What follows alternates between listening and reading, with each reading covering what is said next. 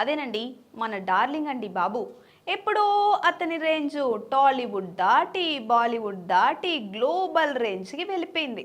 ఇక బాహుబలితో pan Indian star అయ్యి సలార్తో గట్టి కంబ్యాక్ ఇచ్చి ఇంకా కల్కితో మరోసారి నాకెవరు పోటీ కాదు అన్న సంగతి బయటపెట్టాడు. ఇక నెక్స్ట్ ఏం సినిమా చేస్తున్నాడు అంటే డైరెక్టర్ మారుతితో రాజాసాబ్ సినిమా చేస్తున్నాడు.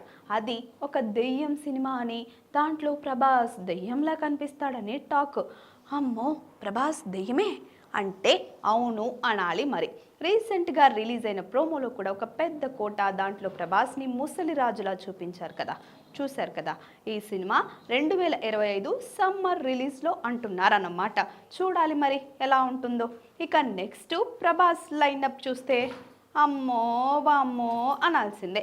సందీప్ రెండుతో స్పిరిట్, నాగశ్విన్తో కల్కి 2, ఇంకా ప్రశాంత్ నీల్తో సలార్ 2 ఉన్నాయి. ప్రస్తుతం అయితే హను రాఘోపూడితో ఫౌజీ సినిమా చేస్తున్నాడు.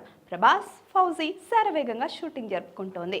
దీంట్లో సోషల్ మీడియా ఇన్ఫ్లుయెన్సర్ ఇమాన్వి హీరోయిన్గా సెలెక్ట్ అవ్వడం చాలా మందికి ఆనందంగా అనిపించింది. ప్రభాస్ సినిమాలో యంగ్ టాలెంటెడ్ని ఎంకరేజ్ చేయడం మామూలు విషయం కాదు. తన లుక్స్, పర్ఫార్మెన్స్కు సెట్లో మంచి ప్రశంసలు లభిస్తున్నాయని టాక్. ఫౌజీ స్వాతంత్రానికి పూర్వం జరిగిన కథ అన్న సంగతి తెలిసిందే.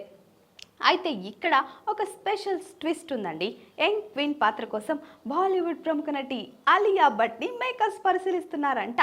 ఇక ఇమాన్వి పాత్ర విషయానికి వస్తే ప్రభాస్ పోషించిన సైనికుడితో ప్రేమలో పడే మధ్యతరగతి యువతిగా ఆమె నటించనుంది అని అంటున్నారు.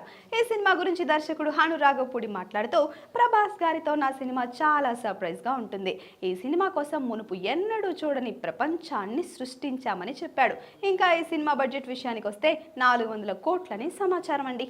Please subscribe to the channel and download the Politicos app from the links in the description.